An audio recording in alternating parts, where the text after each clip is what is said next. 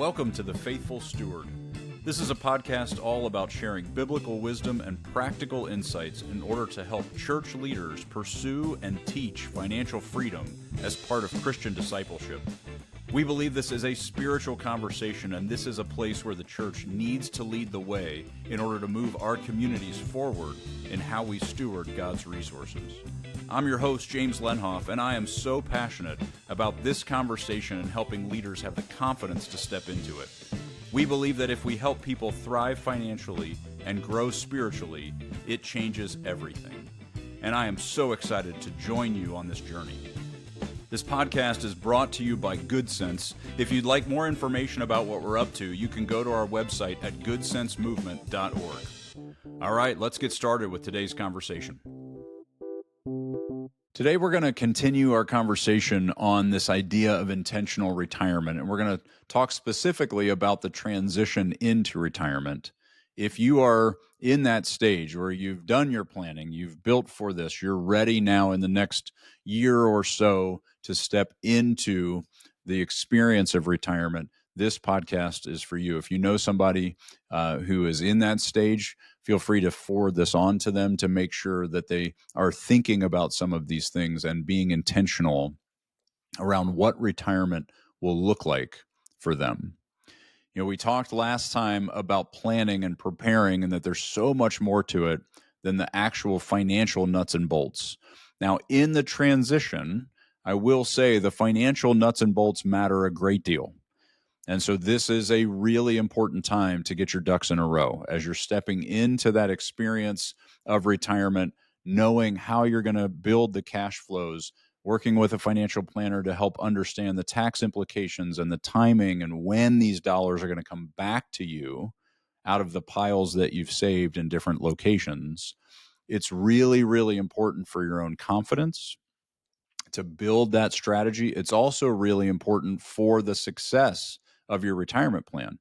Things like, when are you going to take Social Security?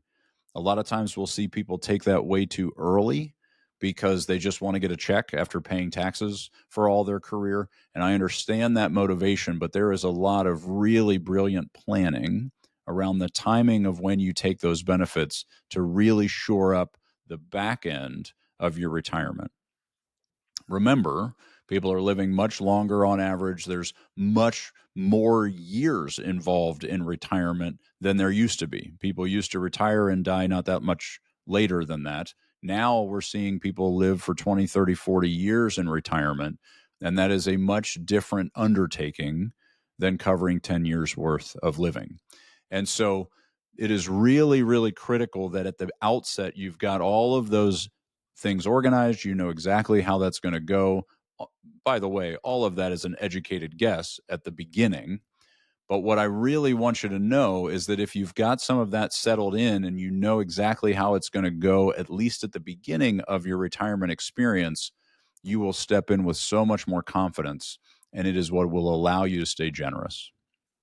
What I see a lot of times is as people transition into that experience of retirement, they actually close down. They get really self-absorbed. They get really focused on making sure they're okay because they're not sure that they are. And so they will miss opportunities to be generous. They will miss opportunities to give to causes they care about or to help people who are in need because they aren't sure they can. But doing the work on the front end to really know how this is going to go gives you the confidence that there still is margin to give away. Build that in to the cash flow assumptions. Assume that you're going to be taking enough to be giving away. Be really intentional about making sure you don't lose connection to the generous heart of the Father because you're scared. That is so common in that transition. So if you've built the plan financially, so we've worked with a financial planner, we know this is how this is going to work. This is where we're going to take the money from in this order. This is what the tax ramifications look like. This is when we're going to build Social Security into the plan. And we know how we're going to cover things like healthcare costs. If you're retiring before Medicare kicks in, for example, knowing how you're going to bridge those gaps. All of those things need to be nailed down and buttoned up entirely for the purpose of you staying confident that you are okay so that you actually are obedient. When God says, do this, do that, get involved in this, give to that, you can say yes and not talk yourself out of it, not be afraid, not step into this beautiful season of tons of opportunity and nothing but options and start telling yourself why you can't. That is the most painful thing I see a lot of times, where people really get to a place where they're so fearful that they say no to everything. We want to be saying yes. We want to be stepping in with obedience and confidence. And so that's really the key for that financial piece. It's really, really important that you have that nailed down. Also, recognize none of it's right. You can't get it perfect. There's no way to know exactly how the world is going to go and what's going to happen and what the timings of returns are going to be and what the average returns are actually going to end up being. None of that stuff is set in stone. And so it's the best you can do. So even though you've set this thing up and you have confidence in it, hold it loosely. Recognize that there's a lot of flexibility there and adjust to those things with flexibility. Work with your planner to know what are the things we need to be looking for? What levels do we need to start making different decisions? When do we actually need to do something different? And until we get to that point, we do this. This is the plan. But if we see this happen or we see that happen, then we change course. So we're going to stay flexible, but we're going to know when we actually need to make those shifts so we're not surprised by them. We're not scared by them. We know this is what we said we needed to do, and so we're just going to do that now. It's so much easier to navigate those changes when you've already mapped out when they would have to happen and why they would have to happen. Now, that's the financial piece. There's so much more to it than that, but that's basically the concept that we're just going to lay out for this conversation, because what I'm more concerned about is the intentionality of how we use our time. What I think we spend too little time talking about is what we're going to do with all of this resource that God has given us of our time and our health and our ability. We don't know how many more days we have on this planet. You step into retirement, you don't know how many of these months I'm going to have, how many years I'm going to have of being capable and able to do the things that I'm passionate about. And so I just want to make sure that we are thinking about that and being very, very intentional about using whatever that time is to put our efforts towards the work that God has called us to. So we talked a little bit about this in the last podcast, this idea of balancing purpose and pleasure. And when you step into retirement on the front end, a lot of times we'll see people that'll kind of overextend into pleasure. In other words, they're like, I'm going to take a year and just travel the world. Great. That's beautiful. Go do the things. Whatever those things are that you've just had this pent up demand for, this sense of, I finally get the freedom to do it. I want to take advantage of that. That's beautiful. But have a plan for what happens when you get done. A lot of times, all we think about is the pleasure we're going to step into, and that is the only thing that's on our mind. And eventually, that's finished. I worked with a couple, for example, one time that the first thing they did was they literally booked an around the world cruise. They were gone for, I think it was 7 months. It was this crazy long cruise. It took forever, and they enjoyed it. It was beautiful, but they came back then after having this big experience to this open-ended blank page, which you would think would be exciting, but it's actually overwhelming. They didn't know what to do with themselves. And by the way, mix into that the fact that they had spent their entire careers going in opposite directions, and now they have all this time together. And they didn't have a plan for what to do with their time together. That is always a difficult transition. So if one of you has been working, one of you has stayed home, and the one that's home is used to the person leaving, and now they're not leaving anymore. Or you both were leaving, and now you both don't know what to do with yourself, and you're sitting there looking at each other, wondering, what do we do now? Give yourself grace, give each other grace. That is a really difficult reality to navigate.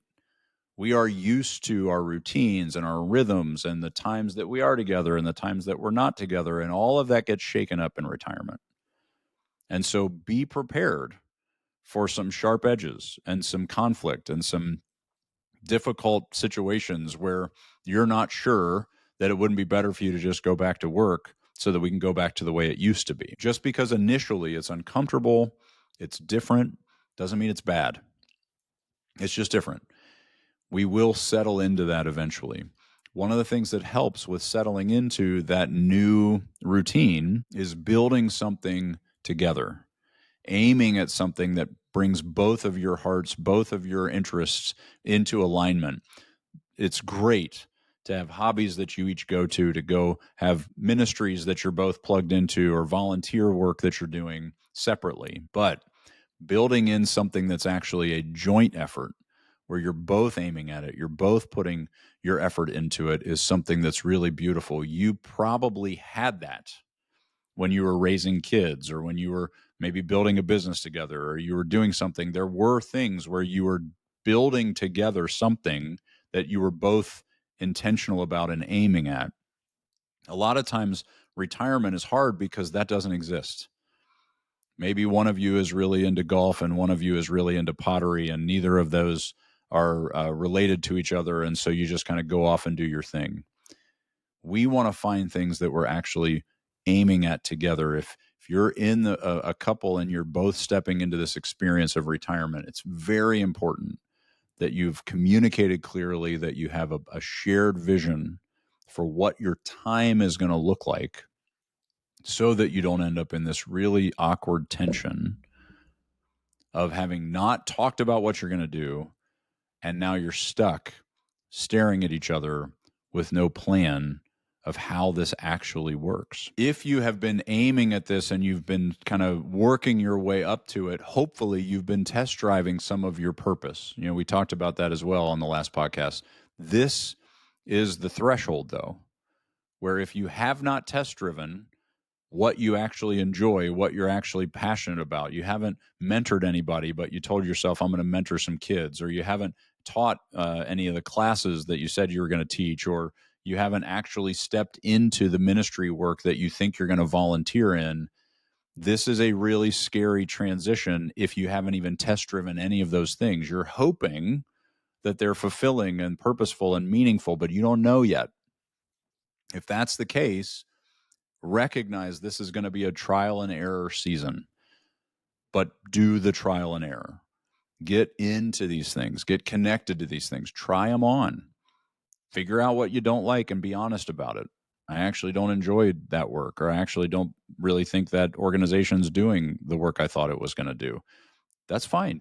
Move on into the next thing. Keep trying. Don't lose momentum and shut down and disengage just because the first few things that you've tried to put your hand to in terms of really meaningful work have been unfulfilling. We all need to find our thing that aligns with that part of God's heart that's in us, to make sure that we're motivated to keep showing up and keep doing that work. Because when there's no paycheck involved, you need a different motivation to keep showing up. And that's mostly rooted in those really unique passions, the things about your heart that break, that are also connected to the things that break God's heart as well. Those are the things that we want to make sure we're stepping into. One thing that's really important in this season is that you stay really intentional about your health. At the beginning of retirement, we assume we're going to be this capable, this fit, this comfortable. We're going to have all of our strength and our ability for a long time, and we don't really need to do anything about it. Your future self is begging your present self to please take this seriously. Get really thoughtful about how you're going to engage in maintaining your overall health, whether that's joining fitness classes, or it's connecting to walking groups, or whatever it looks like. You now have the time to do these things, but a lot of times, even when we have that time, we'll find reasons not to prioritize it.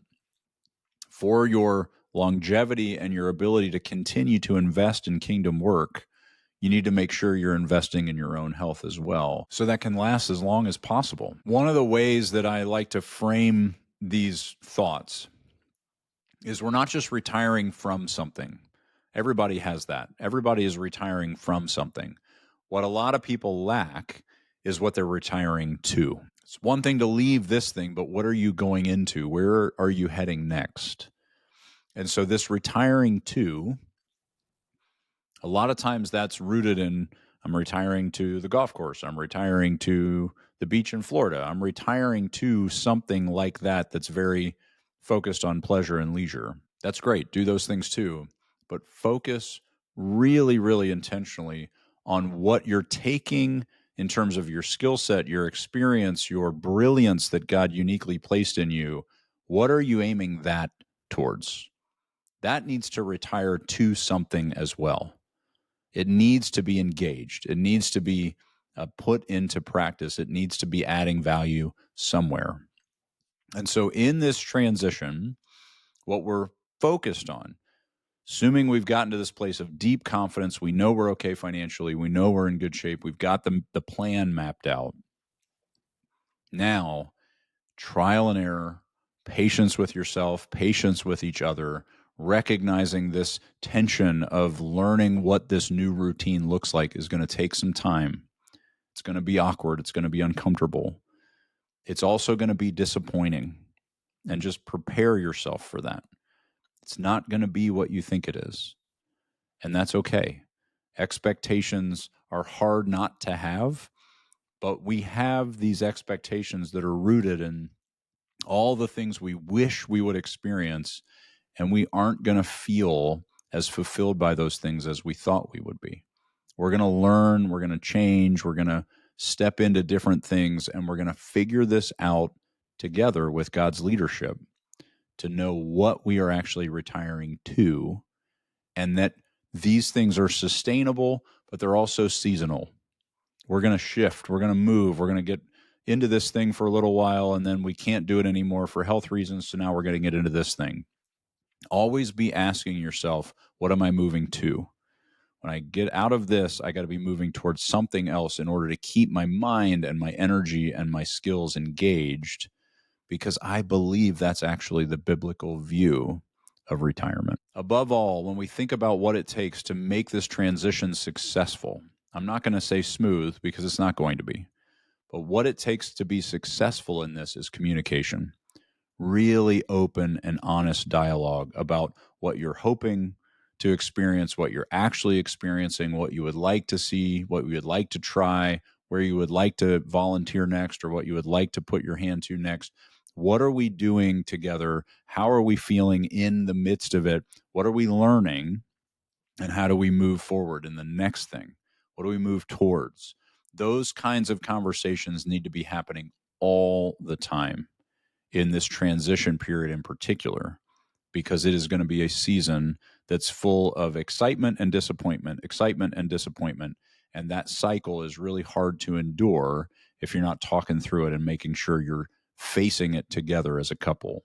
Those are the things that really help make this transition something that leads to a meaningful retirement that's full of purpose and productive work for the kingdom, where you don't feel like you've just completely checked out and stepped into something that's meaningless and listless and open-ended.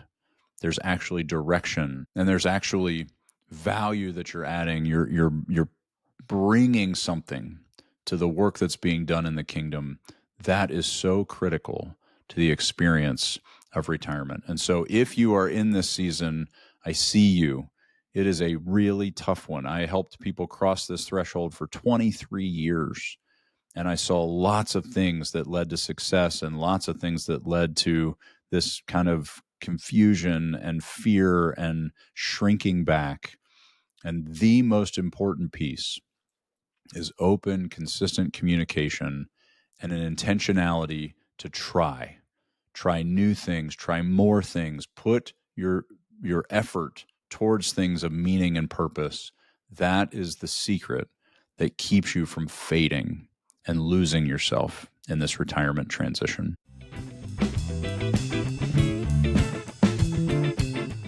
Well, thank you so much for listening to the Faithful Steward podcast. Be sure to check out the show notes for links and other information that we mentioned in today's episode. Also, be sure to check out our website at goodsensemovement.org to get all the resources we offer churches to help equip them in teaching financial stewardship to their community. If you have any questions or any topics you want to make sure we cover on our show, you can email me at jameslenhoff@goodsensemovement.org. I'd love to hear from you.